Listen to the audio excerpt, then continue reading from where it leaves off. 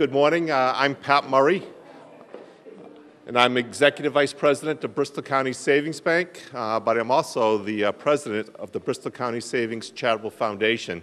So on behalf of the bank and the foundation, I'd like to wish everybody a happy holidays and thank you for coming this morning. We do have a few people in attendance this morning that I'd like to introduce. First of all, those from the foundation are our Treasurer, Dennis Leahy. Dennis?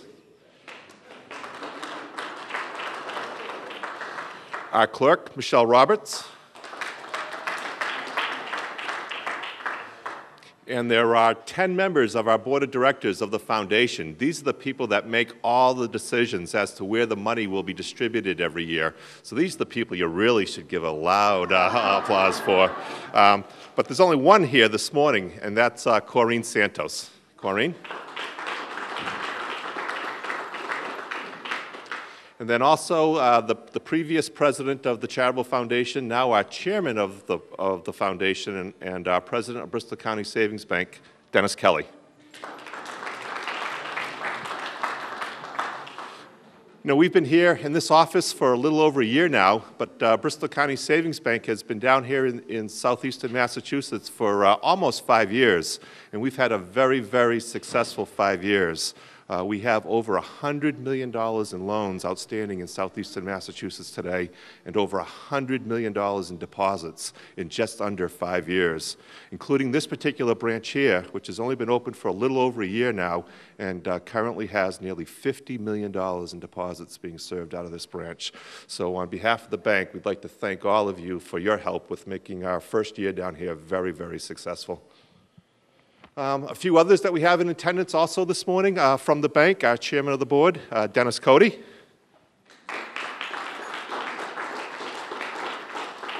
A board member and Chancellor of UMass Dartmouth, G. McCormick. Our head of retail and doing a great job down here, as I just mentioned, is Julie Chapman. And also our head of lending, our senior lender, Len Sullivan.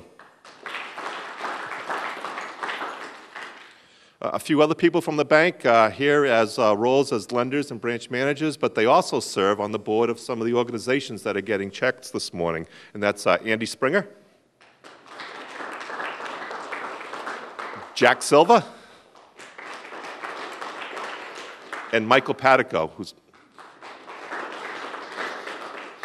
Michael is branch manager at our Dartmouth office. And here in this office, very good success in our first year is our branch manager, Nancy Wood, and our business development officer, Valerie Lacasse.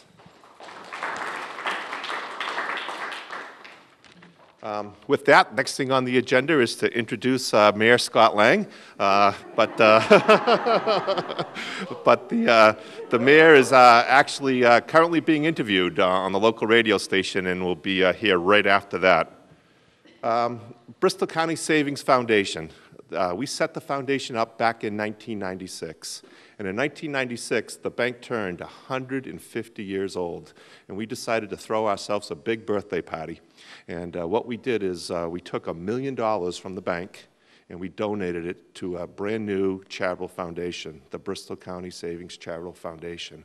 And in that very first year, we gave out a total of $50,000 to the communities that we served. Since then, we've given out nearly $8 million. And a couple of years ago, when we came down into the southeastern Massachusetts area, we set up a special fund for southeastern Massachusetts. And in just the 5 short years that we've been down here, we announced last week that we went over the $1 million mark in southeastern Massachusetts alone.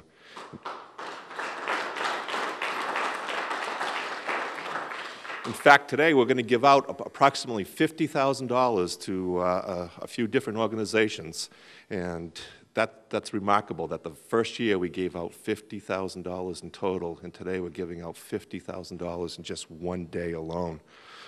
So $1 million, and hopefully that goes a long way for what you do in the community. We really appreciate that, and we thank you very, very much for what you're doing in the community, and we're glad that we can help in some small way.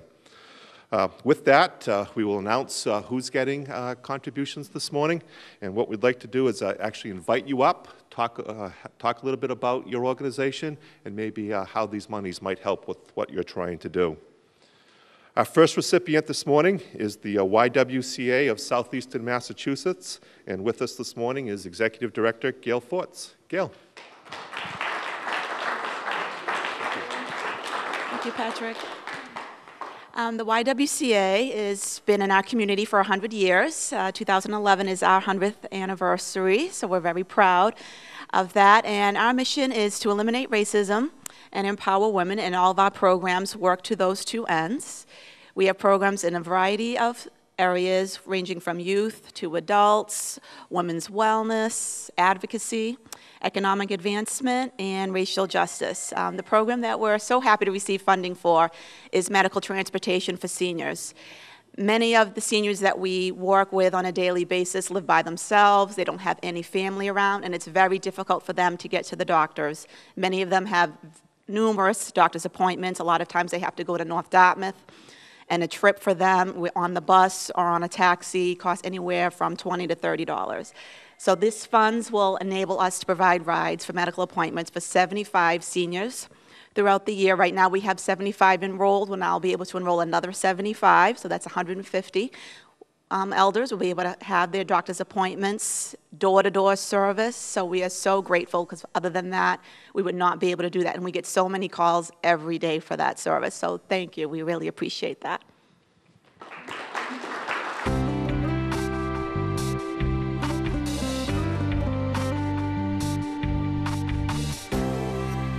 Obviously, when we present the checks this morning, you'll get the big check, but you also get the small check also. Make sure you get the small check.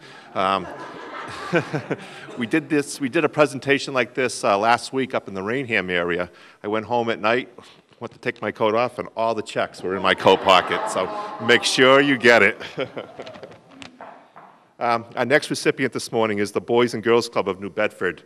With us this morning is their Senior Development Officer, Maureen Sylvia, their Executive Director, Rob Mendes, and our own Andy Springer, Board Member.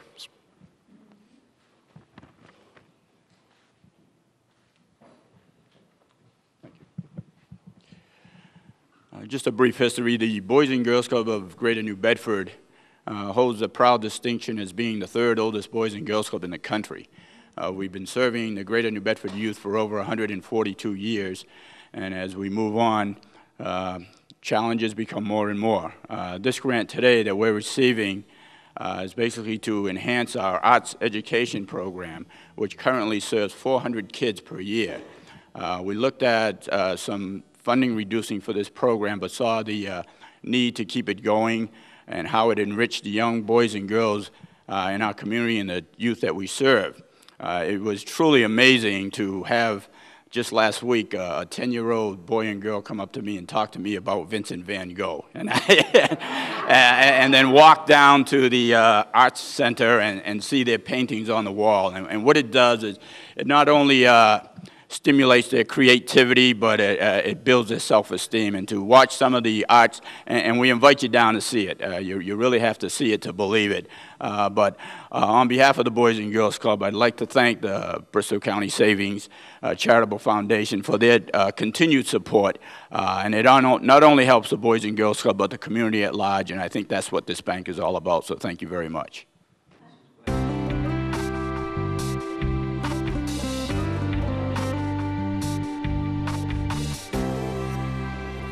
Our next recipient this morning is the Dartmouth YMCA.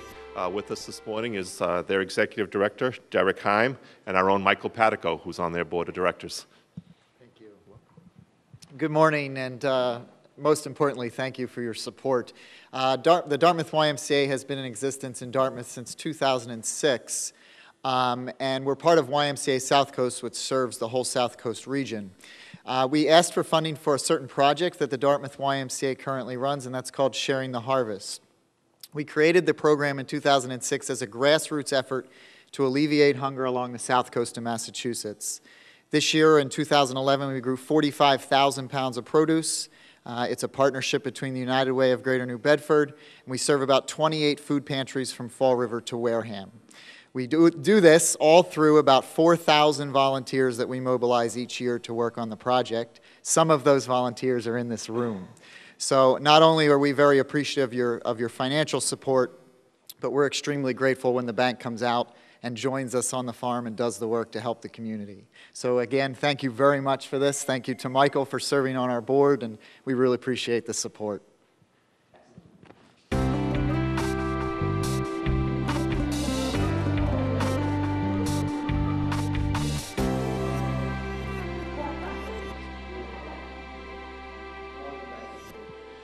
We also have with us this morning is the Old Dartmouth Historical Society, the Whaling Museum. And with us today is their Development Director, Allison Smart, and their President and CEO, James Russell. Thanks. Well, I noticed that some of you are mentioning how old your organizations are. We go, we go back to 1903, and interestingly enough, it's called the Old Dartmouth Historical Society, and that's the legal entity which governs the New Bedford Whaling Museum. I want to also just touch on my relationship with Bristol County Savings Bank, which doesn't quite go back to 1903, but does go back to when I was in Attleboro back in the early 90s. And Dennis, I think you were president, and along with Jack Siddell way back when. And there were many a time I'd go into your offices up there on Pleasant Street and come up with a good program, and you were always there to support. So it's interesting that that depth of support has continued over the decades, and congratulations on reaching the million-plus mark.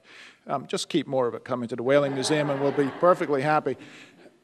The program which you're supporting today is a pretty interesting program. As I look around the room, there's Helena and Rob at the Boys and Girls Club, and a lot of the work that we did with Catherine at the Z this year, and we're focusing it on a new apprenticeship program which we worked up with the Global Learning Charter School, with the Voc Tech, and also the public schools.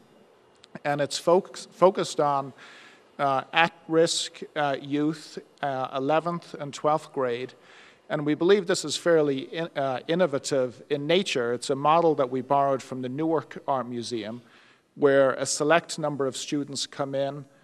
We have them come to the museum for 1 year if they're a junior, and 2 years, 1 year if they're a senior, 2 years if they're a junior.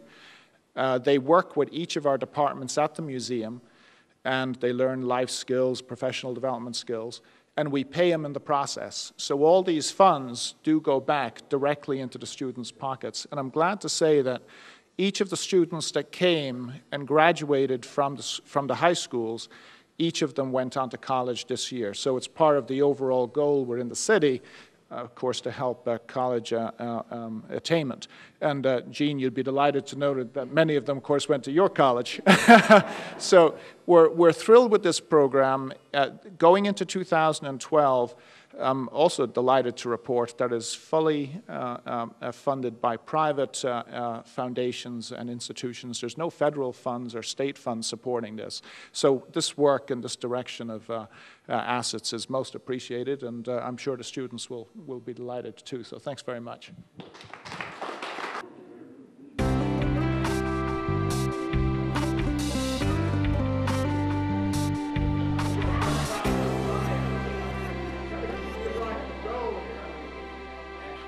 The next recipient this morning is the Immigrants Assistance Center, and with us this morning is Executive Director Helena Marks. Helena. Good morning.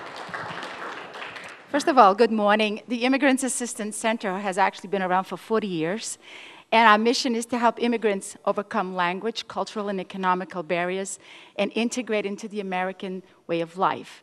And we work a lot with youth, and which means we work a lot with middle schools, especially youth at risk. We work with families and individuals, and we also work with a very large population of limited to non-English speaking elders. We have a pretty large population in the community who are illiterate in their own language. So they come in for anything, from anything to everything. As far as we do a lot of translation, a lot of advocacy, we help them sort of navigate through the mainstream as far as the healthcare system, as we know, is also very confusing for all of us, never mind someone who is illiterate and who've been in the United States for many years. And so we try to help them. And this funding that we are receiving is to help the limited to non-English speaking elders, which the program was severely cut in about 3 or 4 years. Every time we keep getting big, our cuts are getting bigger and bigger. So actually this funding is to help that program, and we thank you so much for all of your support. Thank you.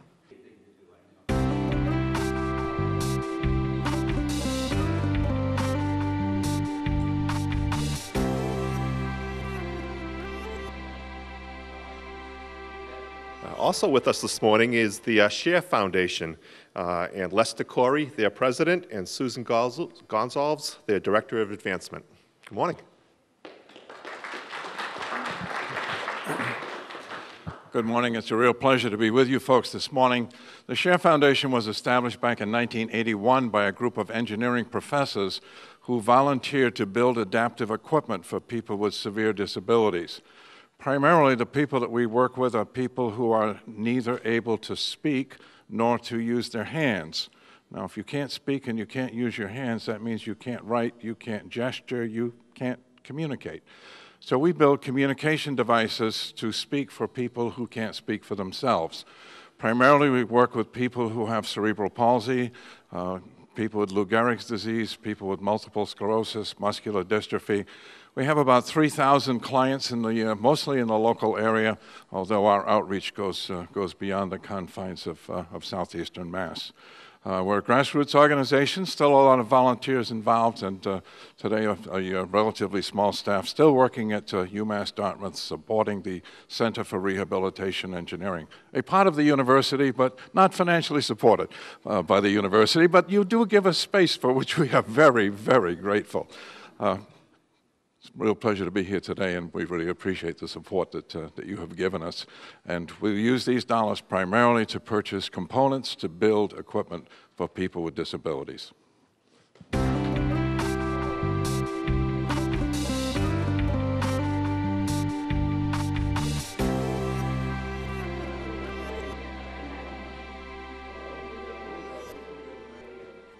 Okay, 2 more. With us also this morning is our Star Kids Scholarship Program and their Executive Director, Judy Swerbles. Judy. Good morning. Well, good morning, everybody. It is such a pleasure to be here. Star Kids Scholarship Program started 10 years ago, going on 11 years this year, in Rhode Island. And we started just a few of the children that are in need 11 years ago. I came on board about 6 years ago, and we only had 8 children in this area. And the founder, Dr. Tim Flanagan, said, we really need to expand this area. And I said, okay, where's the money? We can do that. Today, we have 52 children in 5 years. That is just outstanding. People are just getting on board. The mission of our program is to take children who are at low income, high risk, at-risk children who have parents who have a history of incarceration and drug or substance abuse. And we place them in non-public schools where they are nurtured on a day-to-day basis. We have 14 private schools that we have collaborated with. We have 1 student at Friends Academy. We have 11 at Nazarene Christian Academy. We have 6 at Holy Family, and so on.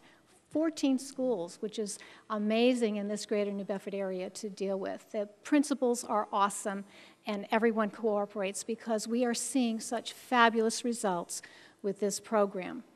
Just to give you an idea, we had 1 child, Mark Godding, who started the program in 3rd grade. He graduated from Bishop Stang last year. He got a full scholarship at Notre Dame.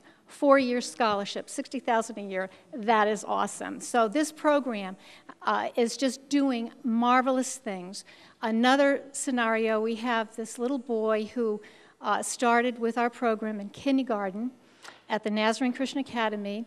He came to us, he couldn't speak, he didn't know his ABCs, he didn't know his numbers.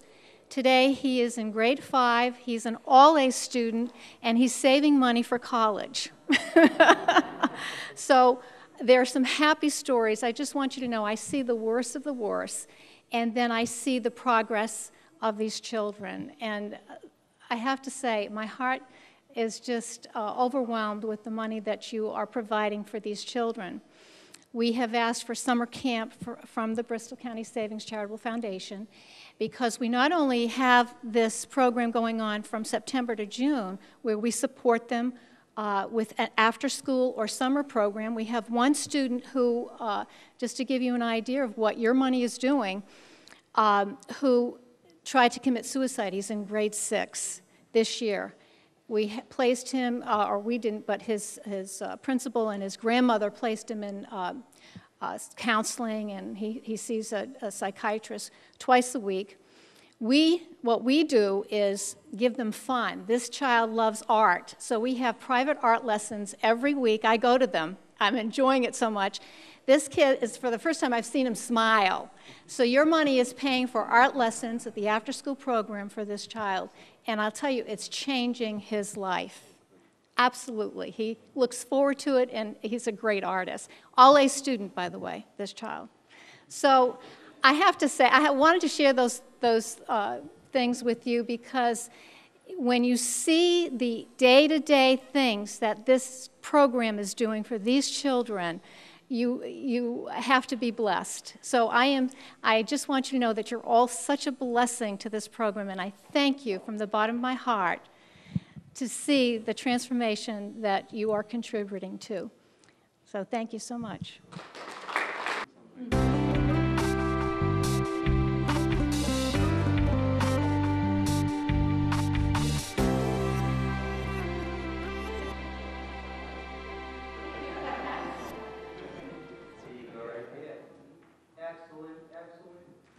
Okay, one more. And certainly last, but certainly not least, is a real landmark in downtown New Bedford, and the Zeitarian Theater.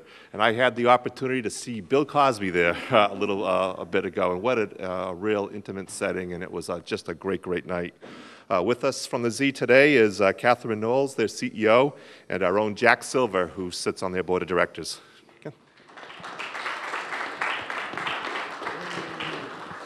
Well, listening to everybody's birthdays, we're babies.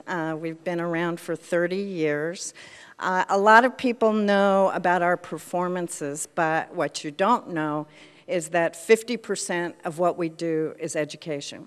And our programs now reach 36,000 children from Fall River to Taunton to the Cape, and they come to see performances. We give out 8,000 tickets, free tickets, to New Bedford only. And our focus really right now is on New Bedford, a new program that is, to me, really, really critical is a literacy program we've started. And we really are looking at two things here. The teachers, which is to really inspire those teachers, engage them. We don't teach the arts. We use the arts to teach curriculum subjects, and we engage them. And so the program is that a master teaching artist works with the teachers first around a book or a moment in history. Right now it's the Civil War. He spends time helping them really look at how you make that relevant. How do you make a book relevant? How do you take it beyond just reading a book? How is it relevant to their lives? And so then they go into the classroom. There's modeling in the classroom to show the teacher how to energize and excite the kids. They come to a performance. After the performance, there's follow-up. And what we see is even if we reach 10 kids, which we generally do, we've changed somebody. We've changed somebody's life. And to me, literacy is the key to success in life. If you can't read, where do you go? And so this focus is now from K to 12. We have different programs at every level, and it's been going on for 4 years, and we really, the teachers, which is the critical thing, are excited. And you are contributing greatly to that. It is totally funded by the public. And you are one of the major contributors to that program. I also have to say that your support in the community, and not just financial support, you are visible, your people are around, are on boards, it is moving, and there's nothing more important, and I thank you for that. So thank you very much.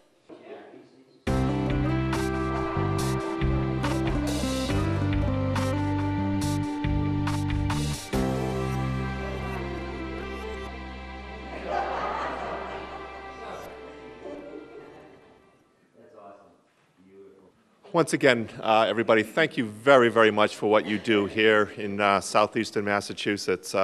We've got a few words back here on the wall that says commitment, stability, community, and that's been our tagline for years, and we live those words every single day. That's our mission. Back in 1977, Dennis Kelly joined the bank, and in 1993, Dennis became president of the bank and has been our president for the last 18 years. As many of you know, Dennis will be retiring as president of the bank in March. But the good news is he's staying on the board of directors of the bank, and he will continue in his role as chairman of the board of directors of the Bristol County Savings Charitable Foundation.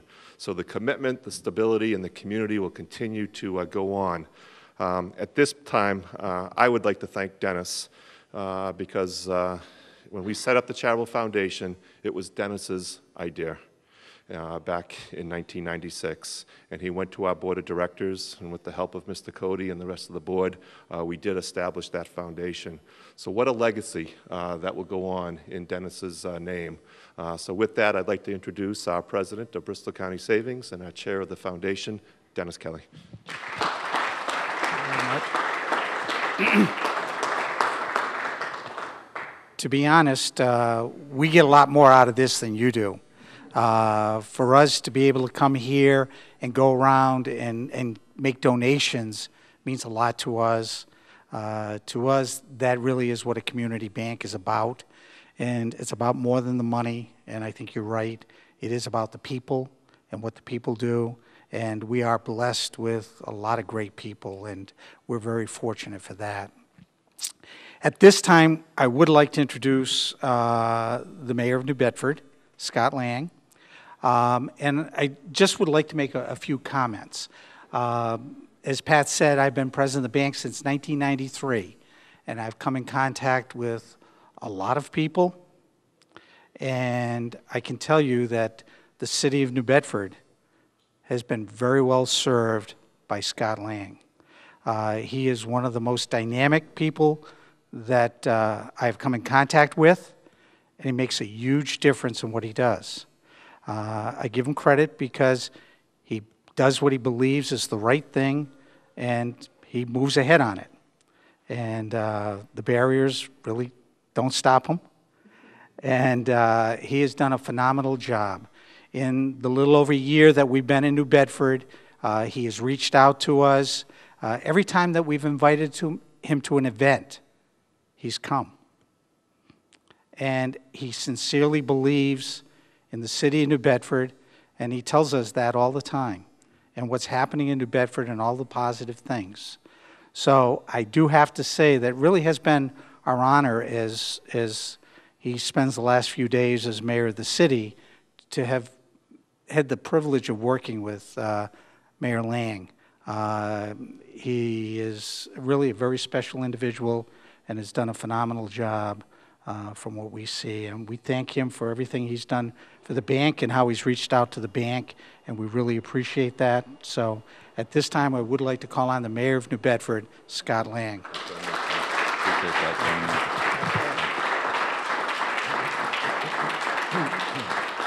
So I want to say a few things. First, what you're witnessing, I have 5 days left in my term, in these 3 consecutive terms as mayor. I'm looking at the Ashley model now. I think it's pretty interesting. So I think I need another 28 years to beat his record, so I got to start working on that. But I think what you're seeing, though, is that I'm going to be going back, obviously, to be a private citizen. In a short period of time, Dennis Kelly is going to be going back, in essence, leaving his employ with a bank, but will continue to serve in the community and also on the bank board and the charitable foundation. Shortly in June, Chancellor McCormick will be going back to becoming a private citizen. The theme here is that while we may be changing the specific role or responsibilities we have, I know Chancellor McCormick will be involved in New Bedford and this region as much or more so when she's in a private capacity as she is now. None of us are going anywhere. We are going to work very, very closely with all of you. I look around this room and see some of the greatest partners that the city has ever had, that I have had in my life. And I look at each of you who are here today, and I'm going to talk in one moment why we're here and how important the idea of benevolence is. But I know you're going, January 3rd, you're going to be hitting the ground running again to do everything you can to enhance the quality of life of the people of our city and of this region. I looked over at the list, and I hadn't seen the list until I came in this morning. The YWCA is literally, each of these organizations are priceless in what they do for our community and the people in the community. The Boys and Girls Club of New Bedford, the Dartmouth YMCA, the Immigrants Assistance Center. This is an honor roll of the Hall of Fame, quite honestly, of people who give back every day. The organizations, but the organizations are all people. And they're people who day in, day out give their lives to make other people's lives better. The Old Dartmouth Historical Society, the Whaling Museum, the work that they've done, they become a community center. I rely on the Whaling Museum for everything from a place to work or meet with the dignitaries of state, or to have a sorrowful wake for crewmen. I involve the Whaling Museum in everything the city does, but more importantly, they involve all the city's people now.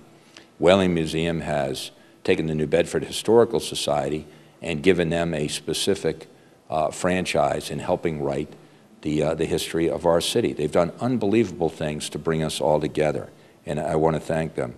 Share Foundation is a foundation I'm very, very familiar with, and it involves, in essence, the ability of people to keep in touch, to build community and family. Star Kids Scholarship Program, Judy Zorblis, who I've known since our kids were kids, came to see me in the very beginning and explained this great program to me, and it's another one of the programs that you look at and you realize it makes our city great. And then the Zeiterion is the #1 performing arts center in New England. There's no doubt about it. It's more connected to the community than any other one. Catherine does a fantastic job.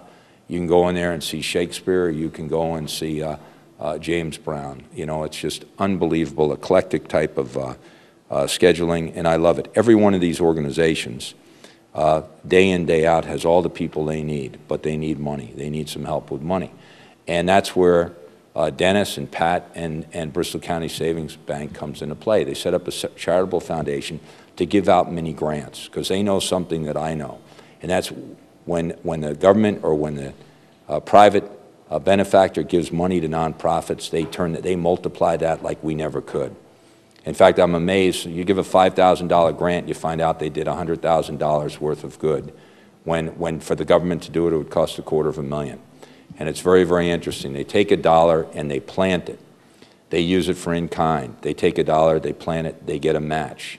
They take $1 and they invest it in people in many ways. It brings more dollars in. It's just an amazing thing to me. And that's why this is so important. And the care that's taken in giving out these grants is unbelievable. I mean, every organization that's ever gotten a grant is not only worthy, but also accountable day in, day out, which is what I love. You'll never see anybody walk out of here with street money. It's always money that means a difference in our community, in the neighborhood. And that's what I love about the work that Dennis and Pat do and all the board and staff. The other thing I want to say that I think is extremely important is Bristol County Savings Bank, aside for these grants that are given out, they're over $1 million in our area now. It's just an unbelievable amount of money, especially in this economy. But the other thing I want to say, great community bank a bank now that, you know, is building up a tremendous amount of largesse in New Bedford, full-service community bank where people know you. You come in, they know your name, they call you at home, they ask how they can help you out. We've had more loans come out of Bristol County Savings Bank, I think, than any other financial institution for projects that people look at and say, you know, I don't know if in New Bedford that project would work. Somewhere else it would. Well, Bristol County Savings Bank has had the faith in the people in this city to invest in businesses that are now doing great and doing fantastically well and will expand and create jobs and tax base. So it's a real leader when it comes to the banking industry. What I want to say, though, is that think of New Bedford for a minute as a NASCAR. And I know I'm not a big NASCAR guy, but I know that this is probably more appropriate analogy than any other I can think of.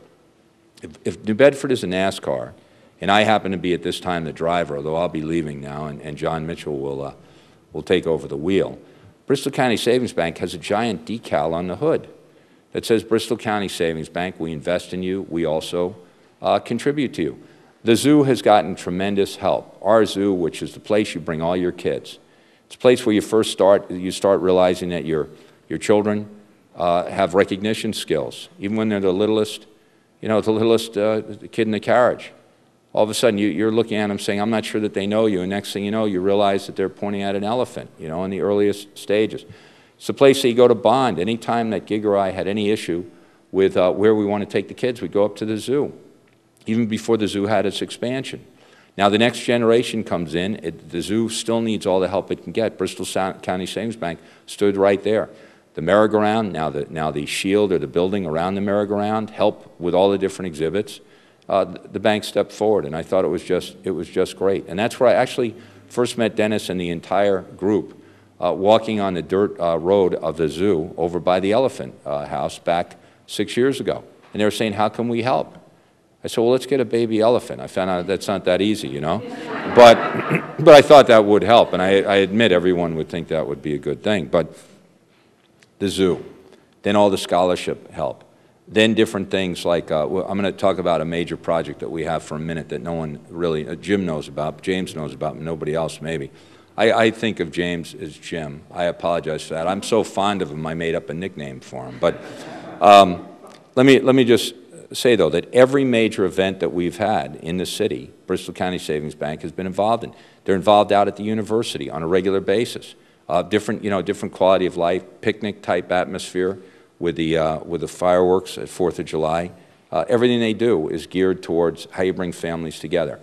The greatest project, though, I think that the bank has been involved in is this giving project. We have them sponsoring the City Celebrates with AHA in 3 days for New Year's Eve. City Hall will be open that night. Please come by and say hi. I'll have souvenirs for everybody. But we would not have done City Celebrates without Bristol County Savings Bank being involved. It's funny, Dennis, when he got up at the press conference, said, you know, we were so honored that the mayor called you. I thought that's funny. I was asking for money. I love that, you know. But the fact of the matter is, they said, we want to be associated with the quality events that bring kids and their families out. We want to be involved in building a community. And I love that. The other project that no one knows about, which I think is a major project, and we're going to see a launch on this in the spring. And I think I'm going to talk now for Dennis and Jean for 1 minute. There's a lot of things that we've done over the past X number of years that won't come to fruition for many years from now. And whoever's involved at the time, I'm sure will take and should take tremendous credit. You know, you're at the helm, you take the credit. But the fact of the matter is that you know, the community will understand that great things take a long time. We're involved right now with Bristol County Savings Bank as a sponsor in rewriting the book on New Bedford history, which I expect will be used in the schools, which I expect will be a great gift to people, and I expect will end up being a #1 tourist type of souvenir. And without Bristol County Savings Bank, and we're working with Spinner Publications, this wouldn't have been possible. And they sat down and said, how can we preserve the history of the city? Let's figure out a way to get this done. And we all worked together, and I know that they, you know, they're very excited about this. So, and I'm excited about it. I love history. I love the collection of pictures that Spinner has, the narrative that we have. I think the narrative is changing dramatically as we probe, whether it's Paul Cuffey or whether it's Frederick Douglass or whether it's Carney or if it happens to be John Philip Sousa, whoever, we understand that we've got to probe to really have the full dynamic of our city. Bristol County Savings Bank is allowing us to do that with another great gift. So, in sum, I'd say this. You got to have good intentions, great people, great leaders, everyone in this room, all coming together for the greater good. And then you need someone who's willing to put a decal on the side of it. And that's where Bristol County Savings Bank comes in. Great people, but they're also willing to put their money as an investment in the city. So I want to thank them. Dennis isn't going anywhere. Chancellor McCormick's not going anywhere. Neither am I. When you need us, you call us, we'll be there. So thanks very much, and Happy New Year, everybody.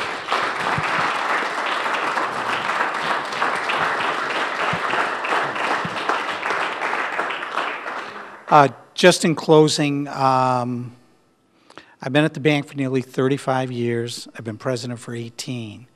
What you would hope is that at the end of the day, you leave some sort of legacy, something that continues on, and you make a statement about things. And hopefully at the end of the day, that's what happened.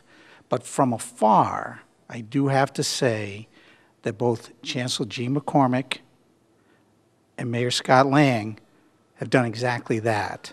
The legacy that they leave and what they've meant to this region is absolutely incredible. So for both of them, what I was hoping, and it didn't work out this way, is I was hoping I'd retire before the mayor did. And Jean told me that she was hoping she'd retire before the two of us. So, so we're doing this some sort of pecking order. But I do have to say that the two of them are really leaving a legacy and have set organizations in a direction that's going to continue to make a huge difference in the greater New Bedford area. So again, how about a nice round of applause for Mayor and Chancellor McCormick.